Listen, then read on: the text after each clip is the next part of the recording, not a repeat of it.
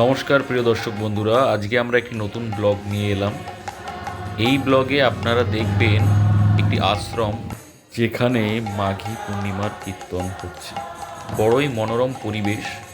আমরা এখানে এসেছিলাম ভোগ বিতরণী এবং পুজোয় প্রণাম করতে, অংশগ্রহণ করতে। আর সকলের মতন এই আশ্রমটি তৈরি করা হয়েছিল। এই আশ্রমের যিনি মা, কল্পতরু মা, তার স্মৃতিতে এখানে মায়ের পায়ের খড়ম আছে। এখানে রাধাকৃষ্ণর যেমন পুজো হয়, সেরকম মা মনসার পুজো হয় এর পাশে।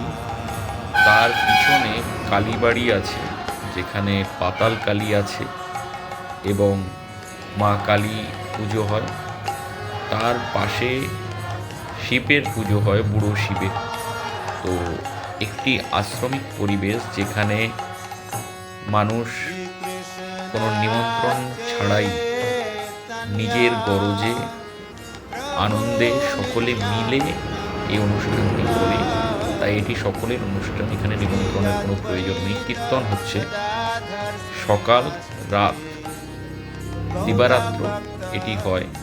এবং পাশে দেখুন ভোগ বিতরণ হচ্ছে, যেখানে আপনারা হয়তো বুফেতে বিয়েবাড়ি অনুষ্ঠানে খেয়েছেন। এখানে বিয়েবাড়ি অনুষ্ঠানের মতন খিচুড়ি বিতরণ হচ্ছে, প্রত্যেককে বাটি করে দিয়ে দেওয়া হচ্ছে।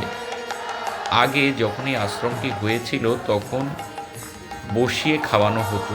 তারপরে মানুষজন এখন অনেকেই এদিক ওদিক ছড়িয়ে যাওয়ায় বিভিন্ন জায়গায় মাঘী পূর্ণিমার উৎসবে আশ্রমের জনসংখ্যাটা সেই বিপুল পরিমাণে হয় না বলেই তারা এখন বাটি সিস্টেম করে দিয়েছে। এটা নিয়ে চেয়ারে বসে খেতে পারবে, আবার লাগলে আবার নেবে। খিচুড়ি, লাবড়া, এই সাধারণ খাবার আমাদের সবার ভালোবাসায় অসাধারণ হয়ে উঠেছে। আমরা সবাই খেয়েছি, আনন্দ করে বসেছি। এই দেখুন আমার বউ, আমরা বসে খেয়েছি, শেষ হয়ে গিয়েছে, আবার নিয়েছি। এবং বড়ই নান্দনিক পরিবেশ। পাশে সুন্দর একটি পুকুর আছে এবং পাশে স্কুল আছে, যে স্কুলে আমি পড়েছিলাম। প্রাথমিক এবং হাই স্কুল দুটো একসঙ্গেই, প্রথম শ্রেণী থেকে দ্বাদশ শ্রেণী পর্যন্ত আমি ওখানে পড়াশোনা করেছি। এবং যখন টিফিন হতো তখন আমরা এই আশ্রমে চলে আসতাম। ফাঁকা জায়গা, প্যান্ডেল আছে বলে বোঝা যাচ্ছে না। এই দেখুন সামনে একটি পুকুর, যারা দিয়েছিল এই স্কুলটি, কল্পতরু মা, তাদেরই জায়গা।